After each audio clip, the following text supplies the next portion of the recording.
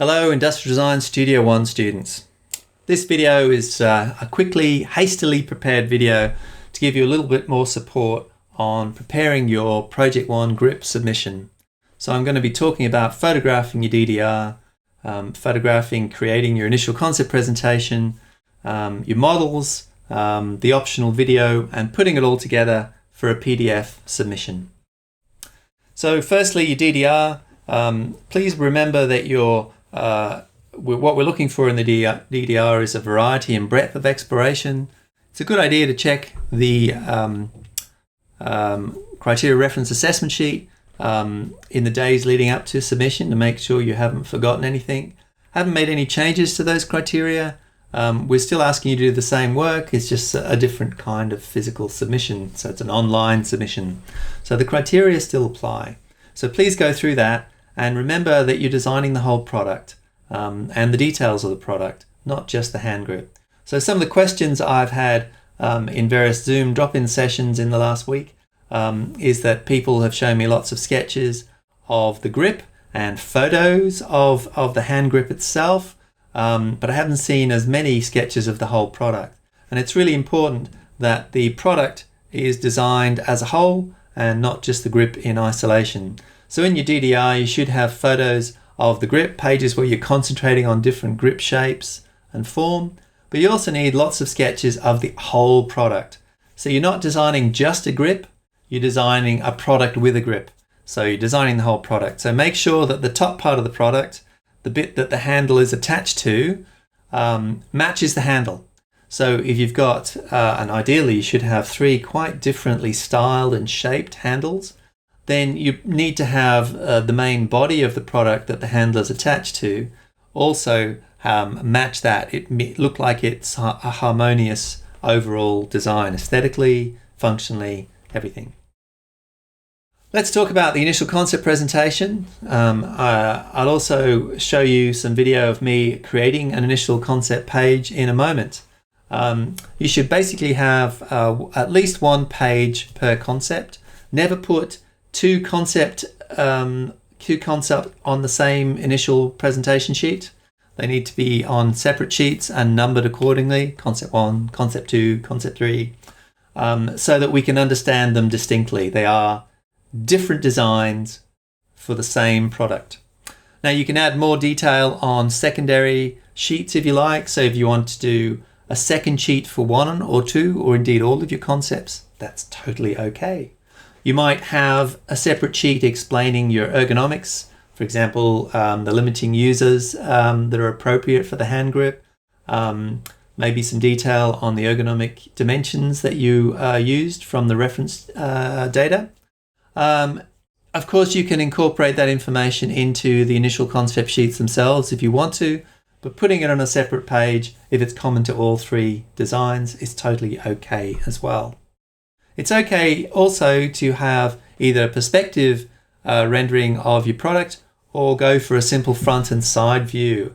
Because you've got a model and you're going to be showing us photos of the model, it's probably going to be fairly easy for us to understand the 3-dimensional nature of the product. So a front view and a side view is not a bad compromise, and it's often quicker to draw. We only need a little bit of marker on these renderings, so they don't need to be fully colored in. Just a little bit of grey marker to help bring out the 3-dimensional nature of the form is usually sufficient. And add some labels and bullet points, annotations, and short sentence fragments to show us the features. Now, because you'll be recording a video, optionally, you can explain those details in a little bit more depth. If you're not going to record a video, you probably need to put more annotations and more notes onto your initial concept presentation sheets. Now, when you're preparing your initial concept sheets, you could use the layout page for the concept bomb. This has a generous 30mm margin all around the sheet and guidelines for titles down the bottom. So in this short video, you can see me just putting some pencil guidelines for that. And then getting out my favorite pens and markers and putting the titles in. Now you can do the titles before you start your presentation, before you start your rendering, or do it later. It's entirely up to you. But it's a good idea to have a fairly generous margin. Don't let things go right up to the edge of the page because that kind of looks cluttered. And use clear lettering with a concept number, but don't go too large. So really titles should only be 7 or 8 millimeters tall, and most lettering should be about 4 millimeters high. And that should be enough. Now, because we haven't you haven't done much marker work in the Viz unit yet, I thought it only fair to give you a quick overview of how you might render your initial concept presentation sheets. So here you can see I'm using prior reference earlier sketches that I've done. There's one underneath this sheet, and I'm using that as the basis for the initial concept sheet. Now, by the time you get to do this sheet, you should have drawn each concept many times in your DDR. So you've got other sketches to build on, other bits of marker to reference. And so all of this prior work comes in very useful when it comes time to present. Now, this presentation is relatively loose and informal. You can see that I'm letting the lines run over. They're a little bit longer in some cases. And it is just freehand. I've done most of those details just freehand.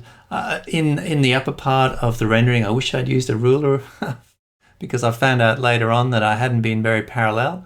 Around about here, I think it was. But in general, this is not a technical drawing, and it's a conceptual rendering. So it doesn't have to be super precise. It does need to be consistent, internally consistent. So the side and the front view need to match up and be aligned. But it's not a precise technical drawing. It's a rendering to show a design that's in process. And so you don't want too much formality in a rendering like this, otherwise you're sending the wrong messages to your client.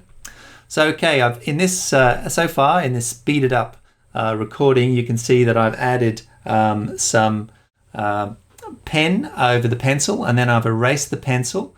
And now I'm preparing to put some marker down. Remember that if you put marker over pencil, it kind of makes it permanent.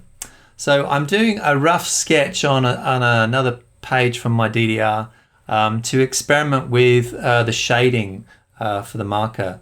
I thought I'd use my Copic wide marker, but then on balance I thought I'd just go back to a standard Copic using the bullet point for some details and then the chisel tip for blocking in large areas. So I used a Copic, a warm Copic 3 for most of this work, and I did a little bit more detail with a warm Copic 6. And so essentially I'm just using 2 markers and some black line for this concept presentation. I experimented on a spare sheet with some colored backgrounds, but in the end I decided not to do that for this page. I usually like to have a contrasting colored background, but because I was going to add quite a few notes, I thought that would get a bit cluttered. Then I added a profile line, a large line, bold line around it to make it clear. And here you can see me clipping it into my portable drawing board. I'll share a link for these boards that are available for purchase from shops like ArtistCare. Oh, those non-parallel lines, frustrating. And these are great if you're working at home, especially on A3, and it makes this kind of work so much easier. So it might be worth investing in this kind of drawing board for Project 2. I've been using this for years, I had it for like decades, so useful. So here you can see me adding annotation and titles. Notice the titles are really quite small on the page. Let the rendering dominate. Don't have enormous title blocks. That's a real sign of the novice and the beginner. So don't do that. Rule yourself some guidelines for annotations and then block in those annotations in pen, showing all the features of the design. Avoid long sentences. These are just annotations, very brief. Oop, bald head. Now I'm blocking in some notes on the limiting users. You may do this on a separate page if you wish. I wanted to experiment with getting it all on one page. So essentially you need to do something like this for each of your 3 concepts and then photograph those pages. When it comes to photographing your models, you need to make sure you have a clear, uncluttered background. So remove all the clutter Make sure there's nothing else in the picture but the model and you perhaps, and make sure you've got fairly even illumination. Now it's a good idea to photograph the model on its own and also to photograph it being held by someone or even a couple of people if you have a couple of people in your household. So if you have someone with small hands, someone with large hands, get them to hold the model and photograph their grip. That's a great way of explaining that you've done your job well and designed for a variety of different hand grips. Don't worry, if you're in total isolation, no one else in your household, you can just do it on your own. That's totally okay in these circumstances. Take some care when you're photographing using your phone. Set the focus point and adjust the brightness and contrast for the object that you're photographing. So also hold your phone horizontal before you take portrait landscape shots. So here it is, you can see on the iPhone you can adjust brightness and contrast by dragging that little sun up and down. I can't speak for Android phones or other apps, but it is a very useful thing to get your exposure setting before you take your photos. Saves time from editing them later. Take some photos, take a variety of photos, hands open, hands closed, and generally make the most of the session. If you find some of those photos the wrong way around, edit them in the camera. This is the iPhone process where you can quickly rotate photos, and you might take the opportunity to adjust the exposure as well, which you can then save that onto your computer and add it to your collection. Let's talk about photographing the pages of your DDR. This can be a little bit tricky because you have a lot of pages ideally. My advice is to photograph using a document scanning app. Firstly, just like for the model, make sure you've got good lighting. Daylight is really ideal because it's more even color. Avoid a contrasting background. Make sure you've got a contrasting background, but avoid it being cluttered. So get any clutter out of the way. And then photograph each page in turn. Some of these document scanning apps allow you to automatically create a PDF of a multi-page set of images, and that's a really good way of working. So you could export that to your computer or email it to yourself and then add other elements to that PDF to make a single PDF later. Photographing models, again, use a contrasting background with good lighting. Now you may need to adjust the exposure. So if your model is very dark, or as you can see in the example, very light, then you need to adjust the exposure so that the details in the model are clear. So with a light colored model, you want to use your phone to adjust the settings so that the exposure is darker, so you can see more detail in the light colored object. If you have a very dark colored model, then you might need to increase the exposure.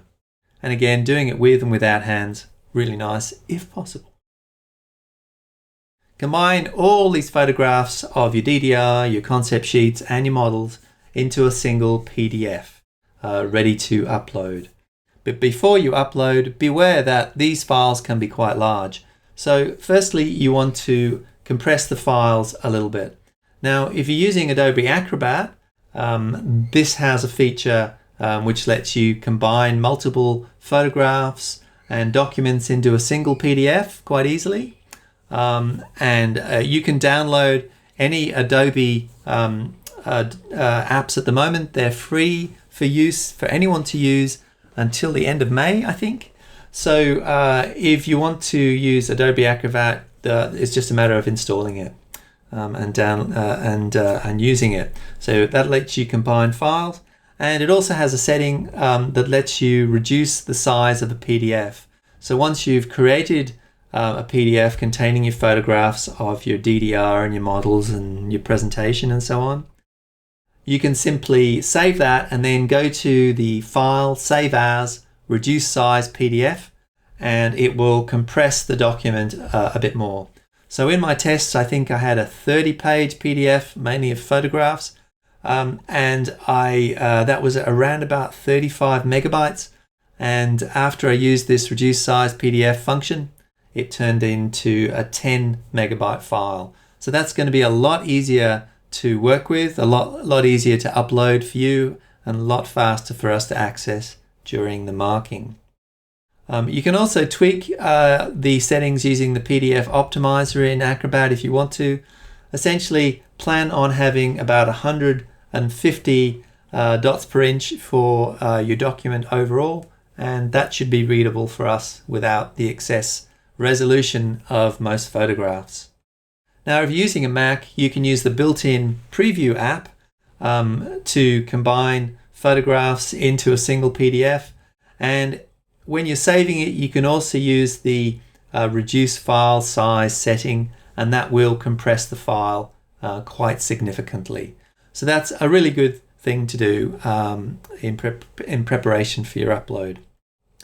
Now, I mentioned a video presentation. This is designed to allow you to explain your product in a little bit more detail than you might have in the initial concept sheets. Now, this is optional.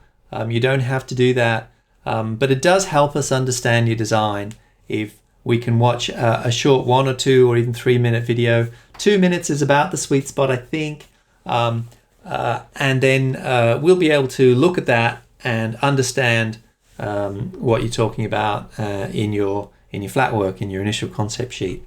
So go through each of the designs, explaining them briefly, and hold up the models to the camera. Make sure the camera is focused on the model. If it was focused on your face and you hold the model up and it's closer, it might take a moment for the camera to focus, and it can be a little bit tricky to make sure that it's in the shot. When I was doing my tests, I kept holding the model out of the view of the camera. So it might take a little bit of fiddling to get that right. But of course, you can do a couple of versions and upload the best one to YouTube.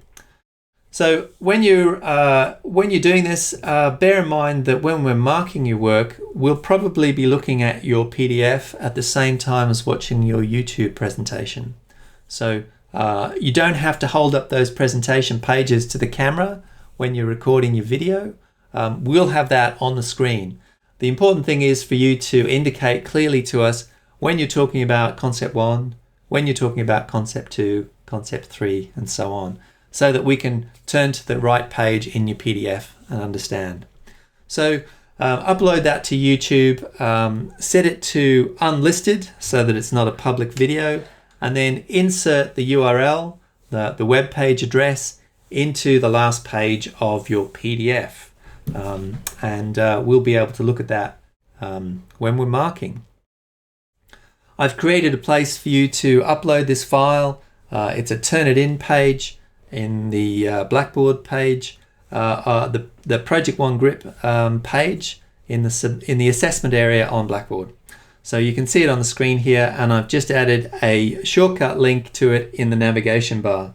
So please have a look at that, and it's a good idea to upload early versions of your work earlier. So you could be uploading pages on Thursday and Friday, and we'll always mark the latest version.